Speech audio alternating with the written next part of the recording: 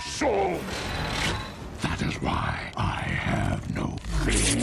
Galvatron is that one hell of a menacing figure who has many origin stories across the extended timelines and lore of Transformers. Yet you may know him as the upgraded version of Megatron, but that alone cannot define who he is. The more you look into it, the more this idea will fall apart. So Galvatron is almost like a resurrection, but he can also represent punishment, a survivor of dead timelines, and in some stories, he's not even Megatron at all. Well, G1 Galvatron was first released as a toy in 1986, with its typical gray armor that transforms into a powerful laser cannon. But then the movie happened at the same time, and Galvatron debuted in the story as a reformatted Megatron for the first time. Here he doesn't look exactly like the toy figure, rather we see him in purple and silver armor, not a gray one. Looks stylish, however in later versions, his character design and origin stories changed significantly. And in today's video, I'm going to talk about them all, almost leaving no crumbs in the explanation of his entire origin story. So stay with me to the end and let's get to it. Behold, Galvatron. When Megatron died, and something worse took his place. So, the 1986 Transformers movie first introduced us to this narrative of Autobots trying their best to save Cybertron and Earth, while Unicron is the ultimate planet devourer, and Megatron is their most prominent enemy. And this conflict is evident from the start when we saw Megatron in his absolute peak power. At the beginning, we saw the battle in Autobot City, where he fought Optimus Prime. This is total chaos, yet it's kinda calculated. Optimus Prime knew that his death wouldn't end the story right here, so he made sure to dismantle Megatron to save his Autobots. But Megatron was sought after by none other than Unicron for his immense strength and hatred against the Autobots. So when a wounded Optimus Prime finally shot Megatron, he was no longer useful, and Starscream took the opportunity to do what he always wanted. He just picked him up and threw him into space as if he were scrap metal or something. And then Unicron, who was in space as a planet, found him and offered him a new body, a whole transformation, but in exchange, Megatron would have to destroy the Matrix of Leadership, the only weakness for Unicron. Initially, Megatron was too arrogant to make a deal with him, but Unicron began to play with his mind, giving him extreme physical pain, which finally led him to say yes. And bang on, Megatron was transformed into Galvatron, who immediately took revenge on Starscream after his return. However, Galvatron couldn't remain loyal for long, and after getting his hands on the Matrix, he tried to open it to kill Unicron. But the plan didn't work out for him. He was swallowed by Unicron, where he remained alive until Hot Rod, as Rodimus Prime, threw him out of Unicron's body.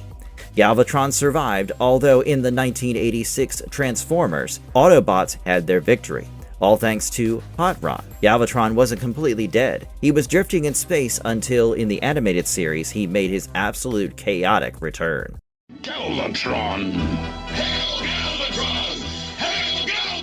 Galvatron lost whatever was left of his mind. In 1986, following the movie, Season 3 of the Transformers animated series came back with another interesting take on Galvatron's character. In Season 3, 5 Faces of Darkness from Part 1 to 5, everything begins after the events of the 1986 movie.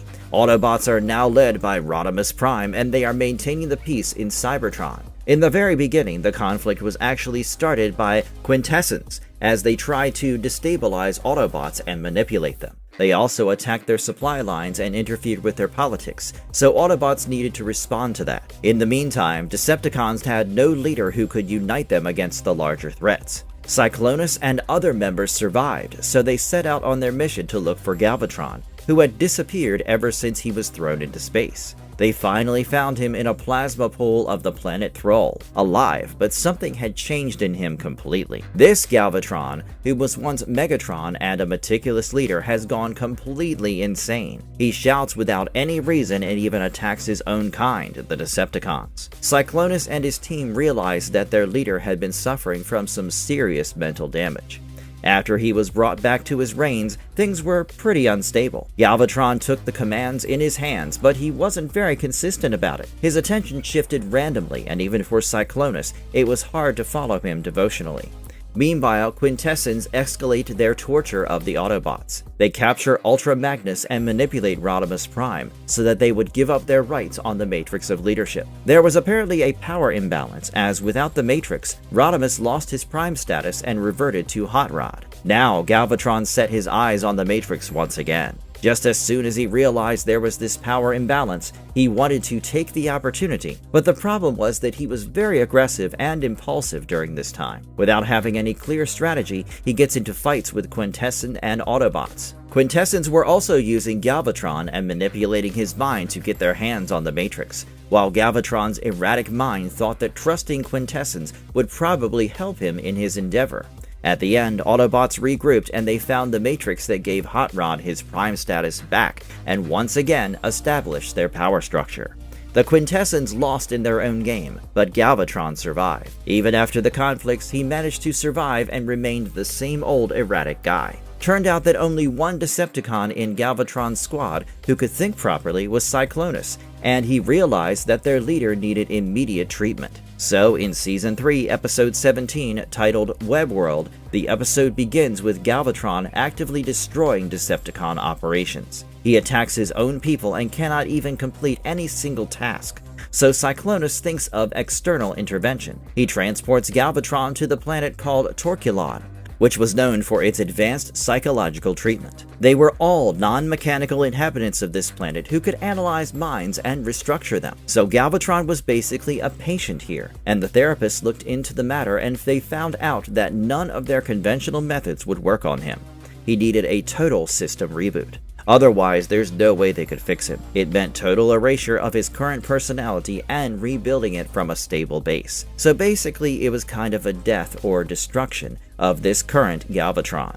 Cyclonus agreed to this procedure because he had no other choice left, but before the therapist could start the operation, Galvatron became aware of this plan and he wasn't happy with it. In order to stop them, he unleashed a total torrential and even destroyed the organic core of the planet, the central part of the planet that operates all kinds of events and crucial activities of the planet. Now the therapist could no longer decide what to do while Galvatron fled the planet, leaving it in ultimate chaos. And Cyclonus also followed his master. Well, episode 24, Grimlock's New Brain in Season 3 was all about Galvatron's repeated trials of gaining his power. But due to the instability of his mind, he keeps on making wrong decisions. The episode begins with Galvatron planning to attack Cybertron's energy system. He hires two mercenaries, Skuxoid and Slizardo, and assigns them a task which was to plant anti-electrons inside Cybertron's power generator. It would poison the Autobots' energy supply and thus destabilize their base. However, the plan was good, but the execution was terrible. Anti-electrons are totally unpredictable because they have chaotic energy of destruction. And due to this instability, they affect Grimlock instead of poisoning Cybertron. Grimlock gains high-level intelligence, highly advanced logic and reasoning, and even his speech is clear. Now, after the new brain enhancement, Grimlock thought about the Decepticon threat and made a team of reconfigured Autobots to stop them. This team of new Autobots was called the Technobots. Meanwhile, Galvatron quickly adjusted his plan as he thought the main source of anti-electrons was Unicron's severed head, which was orbiting in space. Taking his team of Terrorcons along with him, he decided to go there to take more anti-electrons, while the Technobots and Autobots entered there too in order to stop him. So, as usual, the fight begins, a very close-range fight within the severed head. The Technobots coordinated their tactics, which were all enhanced by Grimlock's new brain. Grimlock then transferred his super intelligence to the Technobots, turning them into Computrons who defeated Galvatron in the fight, although they didn't kill or destroy him completely. In Season 3, 2 more episodes showed a huge crisis in both Autobots and Decepticons, and featured a significant change in Galvatron's arc. These 2 episodes are episode 29 and 30, titled The Return of Optimus Prime Part 1 and 2. In these episodes, we see 2 human scientists, Jessica Morgan and Gregory Swofford, recovering the preserved body of Optimus Prime and infecting his body with the spores of a hate plague. This hate plague was highly contagious, and whoever it infects is turned into an aggressive and violent individual. After being recovered with the agent of hate plague thriving inside his body, Optimus Prime had a total transformation. He became violent and extremely dysfunctional. He quickly infected the rest of the Autobots, including Rodimus Prime. Also, Decepticons were infected, and Galvatron too. He was already unstable mentally, and then this plague turned him into a total lunatic. Only a small group remained uninfected, and it included Kup and a few others who immediately realized that they needed the Matrix of Leadership to cure this plague. But that was in possession of Rodimus Prime. So in the next part, in episode 30, they finally managed to separate Rodimus Prime from the Matrix. The Matrix was restored and reopened to first cure the infection of Optimus Prime, and once he was back to his own mind, he also realized the need to use the Matrix to save others. In the battlefield, where Autobots and Decepticons were after each other's lives, the energy of the reopened Matrix healed everyone, curing the hate plague for good. Not just Autobots and Decepticons turned into their normal state, but Galvatron also became unexpectedly calm and still. It seemed like the cure completely numbed him down, and he didn't want to kill Optimus Prime or the Autobots anymore. He also became appreciative of Optimus Prime and began to respect him for what he had done for the Transformers. The Galvatron who refused to be anyone's servant. Well, the next version is the Marvel UK Comics Target 2006, which was actually based on one of the first drafts of the Transformers movie. That's why the future timeline of the comics is 2006, whereas in the movie, the year was 2005. Now, in this comic, Galvatron's origin story begins the same way it was in the film, but what matters the most is his next actions, which are quite different from the film's arc. Unicron has reformatted Megatron into Galvatron and wanted to use him as his agent, but Galvatron does not want to be controlled by the Planet Devourer. He was pretty aware of his powers and what he had become. So he sought a time travel device that sent him from the future year 2006 to 1986. He also brought Cyclonus and Scourge with him. Now all he wanted to do was to build a weapon as powerful and deadly as Unicron so that it would destroy the evil god forever, and even before the events of the future. It was an act of prevention in the past so that in the future Galvatron does not remain under Unicron's command. When he was sent back in time in 1986, he encountered his past self, Megatron, as well as other Decepticons like Soundwave, but Galvatron didn't reveal who he was at that time. Instead, he was menacing to them, like he attacked them and also buried them under the rubble, so that the Decepticons wouldn't be an obstacle on his way to building the weapon. He began constructing a large-scale weapon, a large-scale laser cannon, on Earth. It was a massive particle accelerator cannon designed specifically to pierce any kind of heavy armored shell, especially the impenetrable armor of the Planet Eater. Also, 20th century technology knowledge came in handy when Galvatron traveled back to 1986 and built the weapon. Now, another thing happened. During this time, Jazz was captured by Galvatron for a very extensive interrogation. Galvatron explained why he was building this weapon at this time, and that's why he would need information and control over his minds. Jazz went through not only physical but also brutal mental torture that almost made him collapse. And this was the time we saw Galvatron actually knew what would happen to him in the future timeline. Like he knew all about Unicron capturing him, giving him a new body and turning him into his slave. But this plan didn't work out eventually because of Unicron's omniscience. Although he never really appeared physically to punish or destroy Galvatron, he plotted some pawns in order to defeat him. Like he manipulated events by placing Hot Rod, Kup, and Blur under his mind control and sent them back in time to sabotage the weapon. They used a ruse with Skywarp's dead body, repainting it to make it look like Starscream to trick Galvatron. Galvatron fell for this trick because he knew he was destined to kill Starscream in 2005. But that decision eventually ruined him. Taking this opportunity, the Autobots destroyed his laser cannon in a huge blast. Galvatron realized that he was in an alternate past timeline where his future wasn't even guaranteed, so he returned to 2006. When time itself turned against him. The Time Wars is basically one of the most important timelines of Galvatron in Marvel UK Comics because here, he has survived everything, like Unicron, time travel, multiple battles, and whatnot. But more than Galvatron, the biggest antagonist of this series was the Time Rift that started years ago and destroyed planets like Quintessence. Also, it's causing damage to other planets as well, like Earth and Cybertron.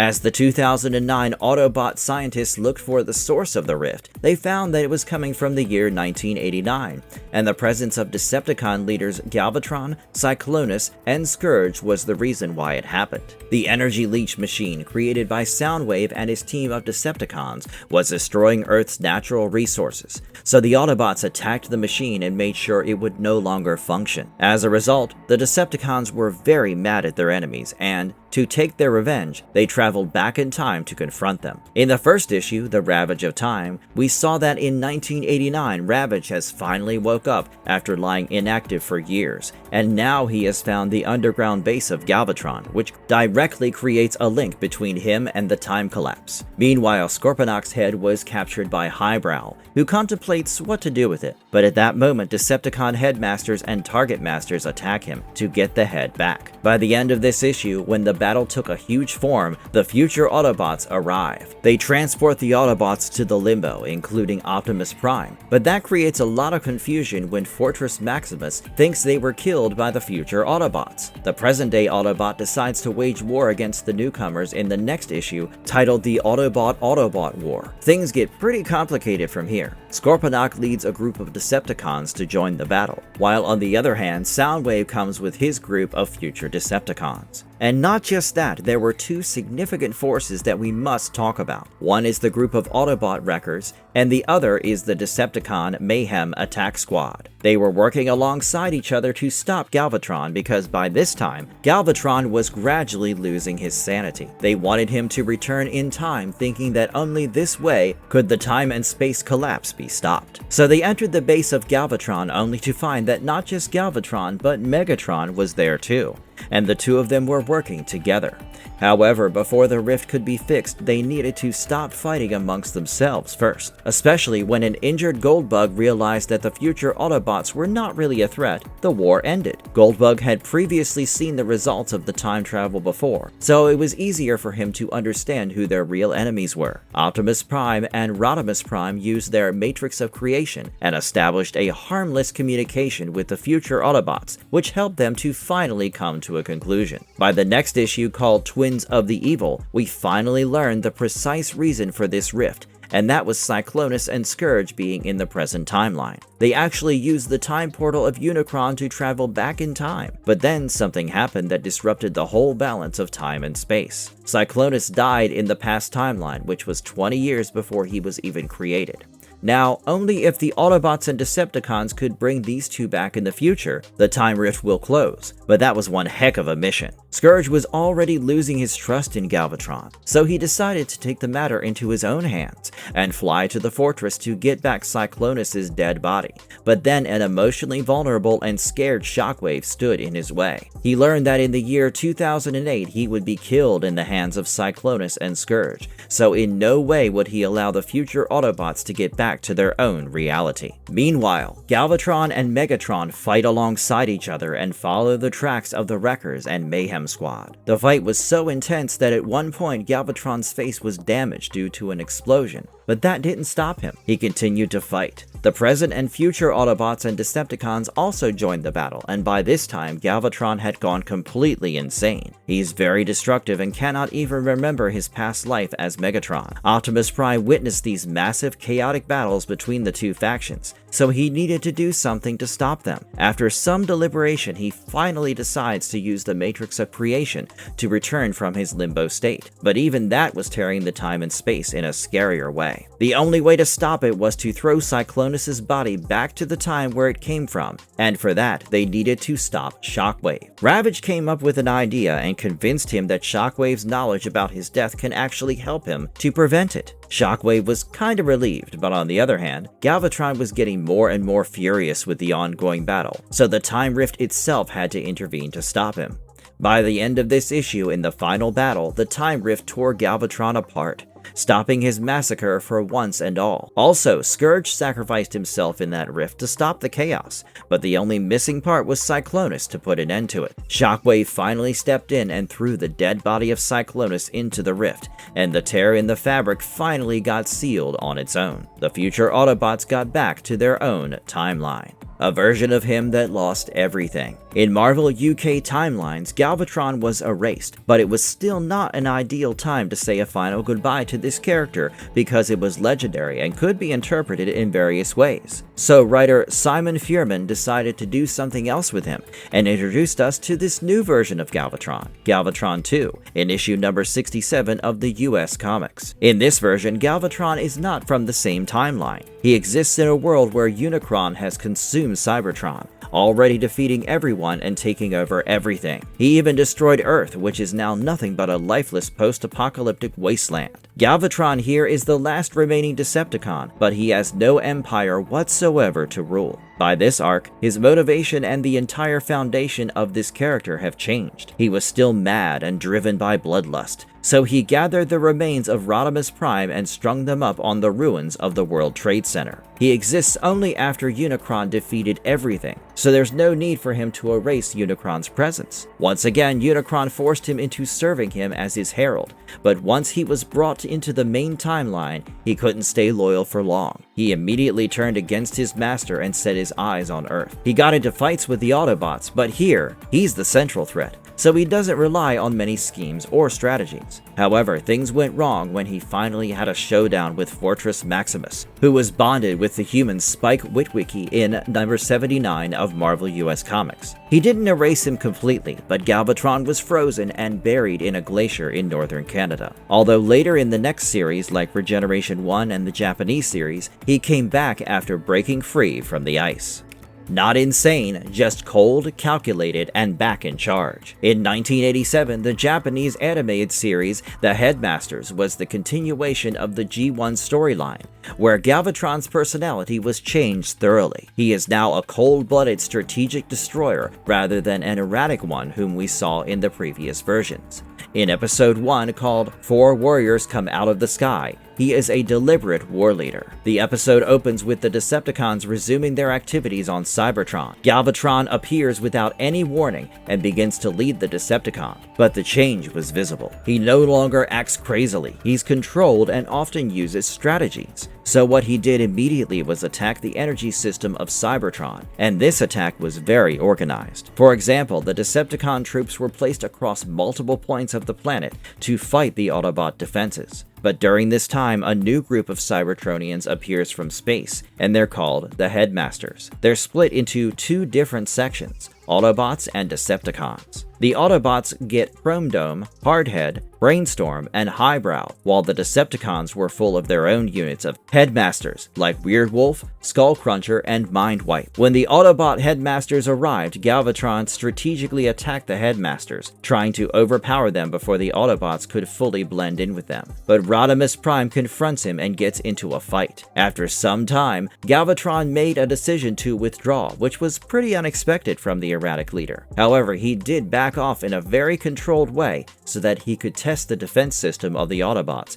and assess the risk that comes with the Headmasters. Then next up in the episode number 10, titled Cybertron is in Grave Danger, we saw Galvatron's motivations change. He now wants to take over the planet and destroy it completely. Now, Scorponok leads the Decepticons under Galvatron's orders, and then begins the setup of a massive energy-based weapon system, which would activate a chain reaction within the planet. When this was activated, the Autobots and Headmasters quickly noticed some instabilities within the planet's core system, so they soon began to investigate, and when they found the resistance created by the Decepticons, the battles took place across the planet. Eventually, they found that Decepticons had planted a bomb in the core system of the planet, and once it is activated, the whole planet will be destroyed. The battles continued in the follow-up episodes till episodes 16 and 17, where the Autobots try to stop the chain reaction, but the damage was inevitable. Rodimus Prime decides to evacuate the planet, and all the Autobots, along with their human friends Daniel and Spike, leave before it explodes. However, the end finally arrived in episode 25, titled The Final Demise of the King of Destruction,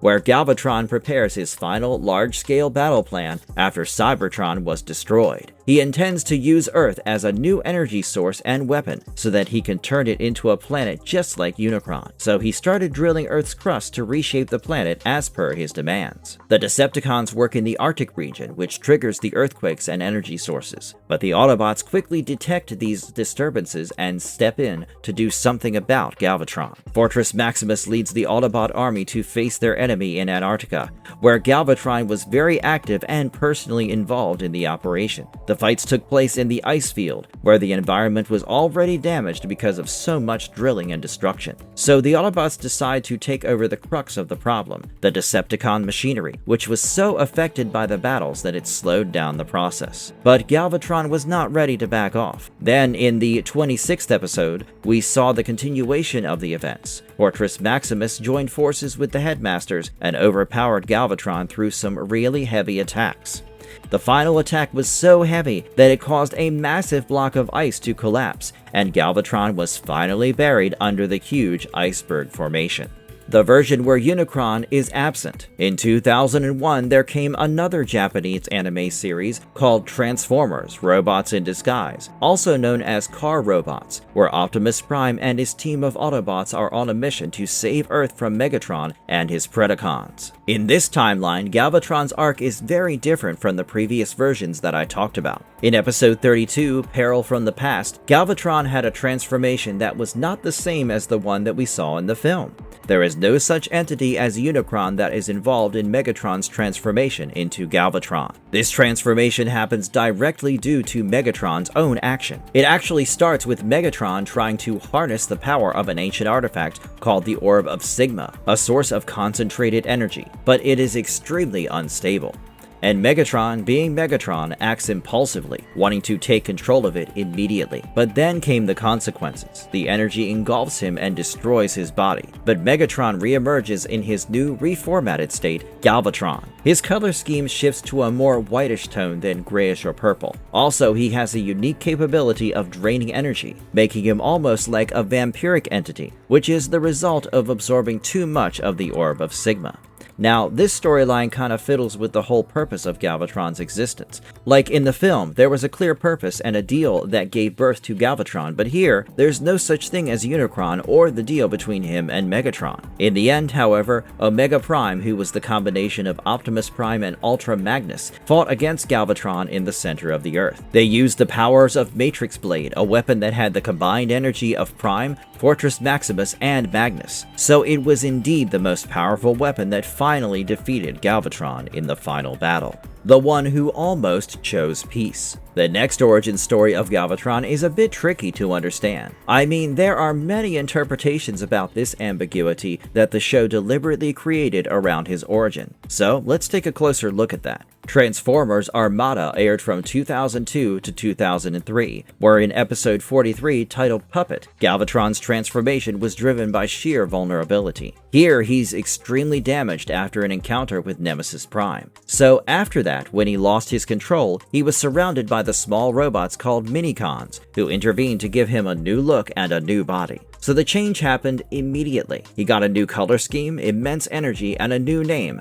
Galvatron. But now this origin story particularly is a bit ambiguous, because at the core of the transformation, the Minicons are responsible, and that is evident on the surface, because Unicron could be the one who pulled the strings from behind. Because Minicons were actually the part of Unicron's long-term plan, so in a way, it could be Unicron who was once again the mastermind behind Galvatron's birth. However, the series never really resolved that lingering question. Well, whatever it was, Galvatron was the same megalomaniac as Megatron, because their goals were the same. Even after the transformation, Galvatron wanted to seize power from Optimus Prime, and wanted to wipe out the Autobots. So he was still intact on his mission. And then a major change happens in episode 51 titled Origin. Here we are once again back inside Unicron's head, where Autobots are fighting against Galvatron. And the more they fight, the stronger Unicron becomes, because he survives on the chaotic energy and feeds on it to gain strength. And that's why Galvatron quickly realized the threat. He knew if Unicron was awakened, it would be an endgame for both these factions. So he did the most unexpected thing. He sacrificed himself so that the energy would dissipate instead of feeding it directly to Unicron. when the power was never really his to begin with. Transformers Energon aired from 2004 to 2005, where Galvatron's origin story is kinda similar to the one we saw in Robots in Disguise. But no, not entirely similar, because in this universe, Unicron is not absent. Here, Galvatron's transformation is also a result of the direct actions of Megatron when he found a reservoir of super Energon beneath Cybertron and immersed himself in it. And then, as a result, his body absorbed the energy and gained immense power. Galvatron was born again. However, Unicron's existence in this universe matters a lot, and it acts almost like a latent presence, as it's the one to pull the strings from behind. His influence was always pretty strong on Megatron's every action, because his decision to enter the Energon chamber was not really his choice after all. It was all part of Unicron's larger scheme. Now, this Galvatron is very aggressive and focused, but still, he has no clear independence in his life. It became quite evident in episode 50 called Spark, where Unicron fully takes over Galvatron's mind. Then Optimus Prime intervened and had almost a forced confrontation with Galvatron. However, his purpose was not to defeat him, but to bring his consciousness back, and Optimus Prime was successful in that. Galvatron's mind separated from Unicron's control, but here's the most noticeable change we saw in Galvatron. After gaining his sanity, he didn't get into a fight with Optimus Prime. Rather, he assessed the situation and moved directly to Unicron's Spark, with this one goal in his mind: to destroy Unicron.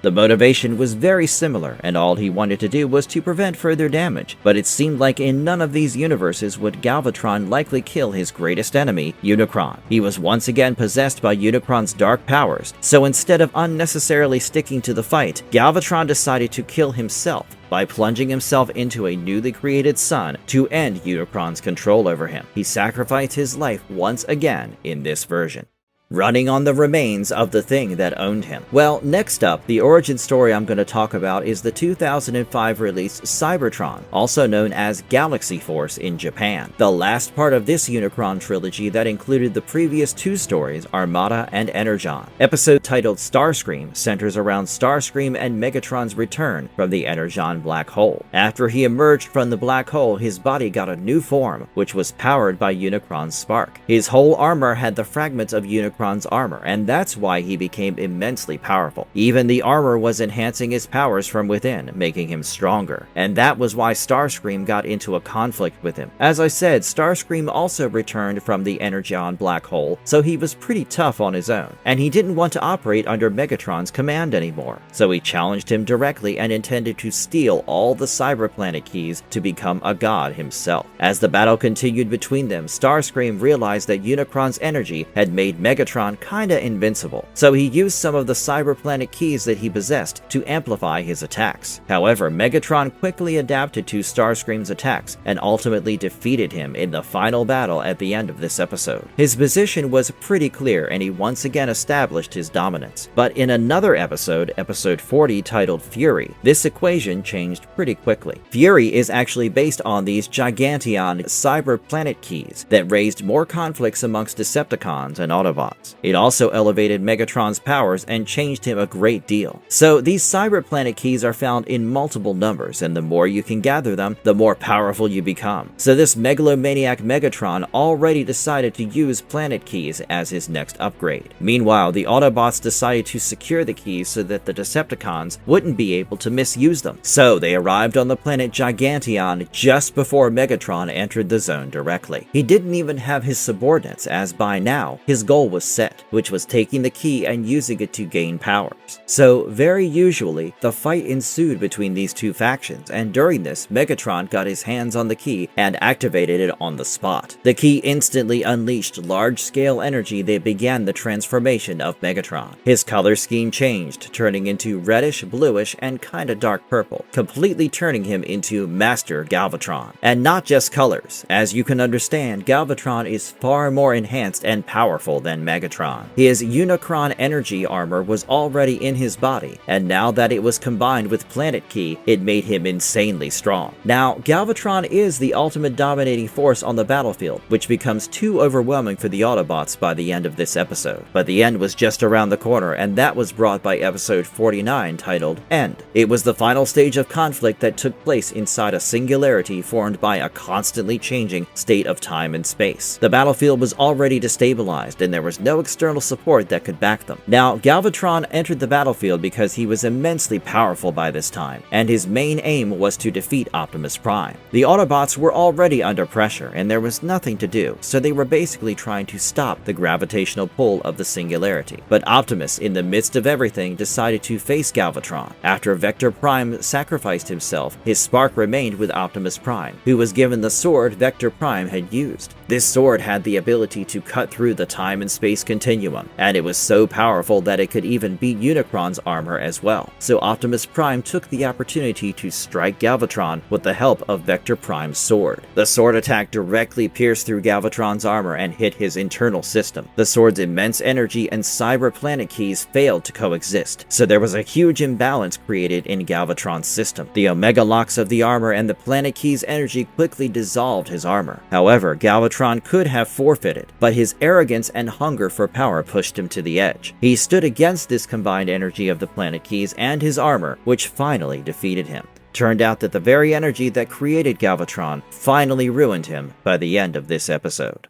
The version that was never Megatron at all. Then there was the IDW comic continuity of the Transformers that everyone has heard of. It has some of the most nuanced stories around the Autobots, Decepticons, and their legendary figures. Galvatron has played a significant part in these issues, and that's quite a bit different from what we knew about him so far from the movies, series, and other comic issues. In the issue titled Spotlight Nightbeat, published in 2006, the story begins with Nightbeat investigating a series of unusual energy readings and disappearances, which were all connected to an underground anomaly. Nightbeat follows the trail to this underground structure, where the environment is shady and silent. As he moves deeper into it, he realizes that the structure is not quite abandoned, but it was designed this way deliberately. Galvatron isn't fully visible yet, and his presence is mainly implied through the shadows and silhouettes. And the most prominently seen part of his body was the outline of his helmet. There was no introduction, no brief, and no explanation of this character whatsoever. In the central chamber, there was a space-time portal for interdimensional traveling. Nightbeat reaches there and finds that Galvatron was actually controlling this setup. After a time of keen observation on Nightbeat's steps, Galvatron finally attacks him, implanting a cerebral device into Nightbeat's head to mind control him and direct his actions. And after this confrontation, Nightbeat no longer feels independent, as he has now become an essential instrument of Galvatron's future plans. By the end of this issue, when Nightbeat was released and Galvatron made no attempt to pursue him afterward, his objective was not quite resolved properly. And then came the 2007 July issue, Spotlight Galvatron. This issue begins with directly establishing Galvatron's origin story in the far distant past, long before even the war between Autobots and Decepticons. In this issue, he was a member of the Ark-1 crew, which was an expedition led by Nova Prime. Although the mission was actually an exploration, internally their purpose was to expand their territory and make more colonies. Galvatron was a pilot of the ship, mainly because he loves to meddle with dangerous situations. The Ark-1 travels to Benzuli Expanse, where a massive anomaly is detected. This anomaly is a gateway to the Dead Universe, which has a parallel dimension with no existing life. Nova Prime wanted to exploit this region, and thus the expedition led to the place. But what Galvatron wanted was far darker than anybody in the crew thought. Galvatron took control of the situation, and instead of observing the anomaly, he jumped right into it. As a result, the ship crossed the Dead Universe, and the crew immediately died because of this, except for Galvatron, whose transformation got much darker by the end. He didn't die, but became undead and functionally unkillable. His body continued to operate even though it was severely damaged and ruptured. These kinds of damage would have killed the other Cybertronians in a single go, but Galvatron sustained them all. He eventually became the agent of the Dead Universe, and his objective became clearer by this issue. He wanted to open the pathways between the Dead Universe and the normal universe. In the present timeline, he emerged through the space-time portals, the one that we already saw in the previous issue, Spotlight Nightbeat. By this point, other Cybertronians tried to stop him, like Sideswipe, who tried to attack Galvatron and even destroyed a central part of his head, but Galvatron was still functional after that. He continued to live in that equation, trying to bring the Dead Universe universe into the living one, and it was understood that the dead universe had fatally affected him, turning Galvatron into one of its own. Next up, the IDW comics introduced the Revelation arc in issues from 1 to 4 around 2008, around the time between June and October, as 4 special Spotlight issues like Spotlight Cyclonus, Hardhead, Double Dealer, and Sideswipe. It centered around the Dead Universe storyline and was basically the aftermath of Transformers Devastation. So in the Revelation arc, we got a closer look at the Dead Universe War, where Galvatron works under Nova Prime to bring the Dead Universe into the living one. Their conduit was simple, Heart of Darkness, which was also known as Negacore,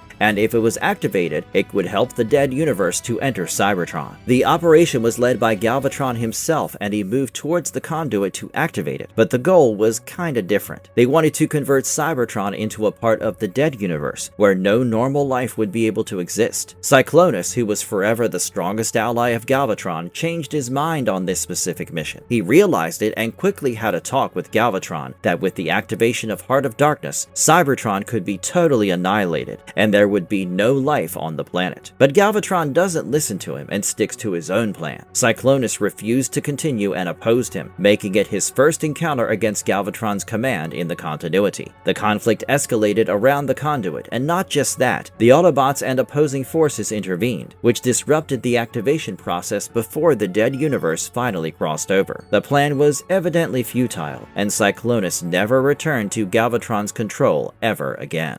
He took control and got put down without a word. During the very beginning of the comic series Robots in Disguise, released in 2012, the whole arc was about what happened after the war ended.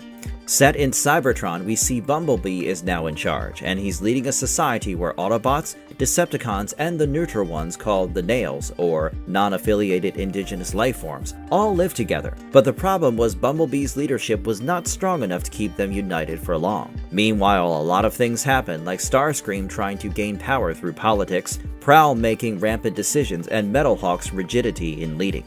So even though the system was stable and peaceful at first, things quickly got worse. Bombshell appears and begins to mess with the newly built system, so Prowl and RC kill him. In this comic series, we're also introduced to the mind-controlling combiner named Devastator, who was created by Megatron. Autobots were prepared with their own combiner called Superion that eventually stopped the Decepticon leader and the Devastator. By this time, Metalhawk was killed by Starscream and the entire world was falling apart due to so much chaos. But Galvatron didn't appear until the 28th issue of the series, and in this series he's a completely different entity from Megatron. In the Decepticon Civil War arc and the Earthfall arc, featured in the IDW comic continuity of Robots in Disguise from issues 28 to 34, the events begin to happen after the crossover of Dark Cybertron. The Decepticons are left without any command or leadership. The situation is pathetic there. The power structure was already unstable, but then Galvatron arrived on Earth to make matters worse. He came back to take his reins, and he managed to do so by forcing his people into obeying him in a classic Galvatronian style. It's all about snatching away the leadership. Once he's back in control, Galvatron sees that the Decepticons are present all over. He wanted to use them to take control of the planet. His previous missions or campaigns were all about Cybertron and its ancient mythology, but he now realized Earth could be a more suitable base for his operations as well. So he started deploying troops across the planet in the most important locations. However, Optimus Prime, who was leading the Autobots by this time, came to know about Galvatron's plan. If Galvatron took control of Earth, it would be over for the planet's authoritarian and systemic order, and that's why the intervention was necessary. Meanwhile, Galvatron was planning his attacks strategically, such as attacking the Autobots' energy supply lines and weakening their network to fundamentally destroy their confidence. But the problem was internal. Galvatron was not very strong in terms of team effort. Not all the Decepticons were following him because some of them were still the followers of Megatron, and they felt Galvatron had forcefully acquired his position. The Autobots once again got their leader, Optimus Prime, and traveled to Earth aboard the Arc-7, but a human-made missile blocked their path. Also, after arriving on Earth, the Earth Defense Command, which was a group of humans connected to Decepticons, arrested the Autobots. They escaped the capture, but then they discovered the Mind Bomb, which held the ability to damage the brains of all Cybertronians. After that, they rescued Alpha Trion and led the Combiner Wars under the leadership of Optimus Prime, who was worshipped as a godly figure by the Transformers. But he never felt comfortable with that. So, when Galvatron's rampage increased, Optimus made an alliance with Soundwave to stop him, because you know the enemy's enemy is always a friend. Although this was one of the reasons for Optimus to come back to Earth, the main reason was that he had unilaterally annexed Earth to the Council of Worlds, which somehow destabilized the relationship between humans and the Cybertronians. Soundwave started to disobey Galvatron and began to operate independently, so he took the opportunity to work with Prime. Although Galvatron didn't respond to this internal split and kept on performing his own arbitrary attacks, the lack of unity became a visible weakness in the group of Decepticons. Then there were some multiple large-scale battles that were meant to happen between these two factions. Galvatron faced Optimus Prime and other Autobot units in more frequent fights throughout many issues. Also, Soundwave created his parallel dominance within the group of Decepticons, and that makes a lot of change in the equation. And clearly, by the end of these issues, mainly in the 32nd issue to the 34th one, we saw that the battles are divided into 3 layers. First is the Autobots against the Decepticons, led by Galvatron, Autobots against the Decepticons, led by Soundwave, and then Soundwave and Galvatron's ego-driven battle to prove whose dominance is stronger. By the end of this arc, these unstable conflicts lived on, and Earth became a central area for these conflicts, where Galvatron kept on unleashing his savagery, even though he was getting weaker each day. None of these conflicts were resolved at the end of this arc, so there came the next one, All Hail Optimus arc. The same continuity of the IDW publishing, where from the 35th issue to 55th, we saw some major changes taking place. All Hail Optimus RC begins after the events of the Robots in Disguise run that we just discussed, with Galvatron being in control of all the Decepticons on Earth. So he is in power, but the internal conflicts created by Soundwave were still pretty visible, and Galvatron was more and more reaching towards his one goal, which was to get rid of all the Autobots from Earth. Now, at the same time, Optimus has taken his group of Autobots and gone to Earth to more prominently face their enemy, because the time has come to finally put an end to his reign. Galvatron launched a direct attack on the Autobots and plotted very minutely to break Optimus's team. The worst mistake Galvatron made in this timeline was to trust his own guts and completely ignore Soundwave, because he didn't realize that his final fatal blow might come from within his ranks. By issue 40, there were many battles between these factions, and sometimes Galvatron came triumphant in these battles, and sometimes Optimus Prime. Optimus Prime not only got into a direct fight, but he also tried to weaken his source of power in many instances, and that is visible throughout these issues. But despite all, Galvatron was unstoppable, so the final confrontation came unexpectedly from someone who was once a loyal follower. By the follow-up issues of the Transformers Volume 2, number 50 through 55, the Autobots led by Optimus got into a massive fight with Galvatron in Earth's upper atmosphere. And during this time, Soundwave shoots Galvatron from behind, a total internal betrayal within the Decepticon forces. After that, RC disables Galvatron's primary weapon, the laser cannon, by destroying it. This totally made him helpless because, without the laser cannon, Galvatron is structurally incomplete. After that, Optimus took the opportunity to attack a weak and wounded Galvatron and killed him in the final act. After Galvatron's death, his head was removed and presented to the President of the United States as a sign of victory, while his body fell into the planet Jupiter. Decepticons once again have no leader. Soundwave's team remains, but that powerful command is gone. The Autobots, however, finally regain control of Earth and Cybertron.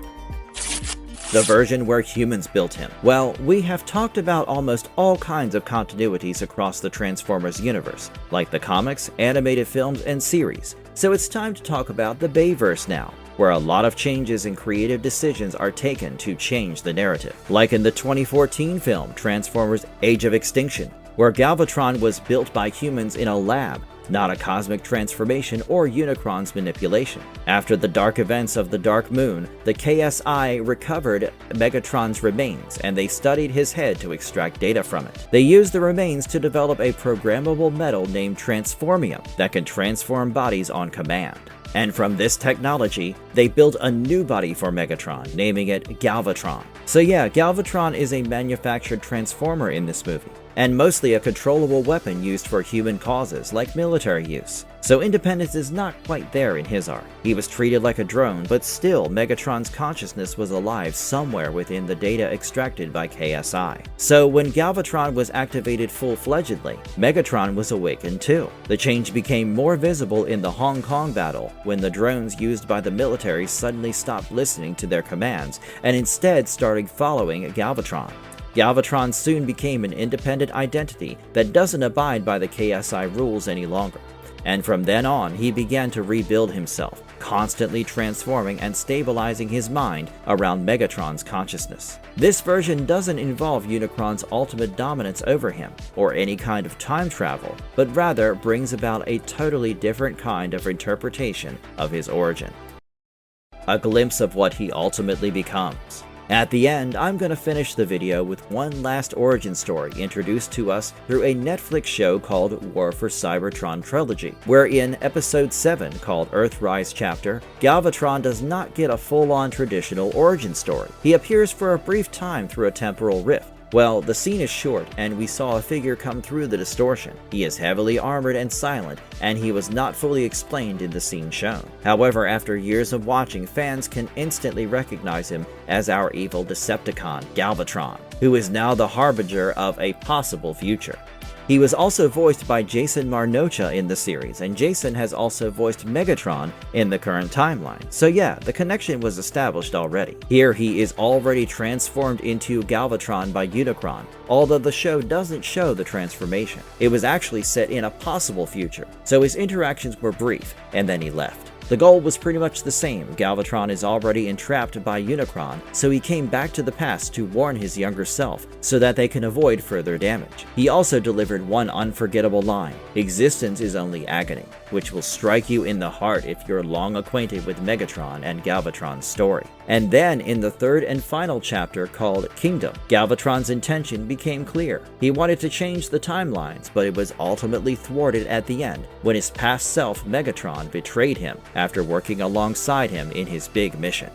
So after going through all the versions of Galvatron's origin stories, one thing becomes clear. His arc is more like a pattern than just a particular character's journey. In every version, we saw him with immense power, and then the transformation happens sometimes through Unicron's spark, and sometimes from a raw form of power, or an entirely different kind of force. And then in some cases, he's not even Megatron. In some of these stories, Galvatron either manages to break free or destroy himself in the pursuit of gaining more power. So overall, the details keep changing in every story, but the core idea stays the same. How far can you go for power, and what will eventually become of you after you grab that power? That is why Galvatron matters in every version and every lore of Transformers. On that note, this video is over. If you have enjoyed this discussion, let us know in the comments. Also, don't forget to like and subscribe to this channel. Until then, goodbye and see you in the next one.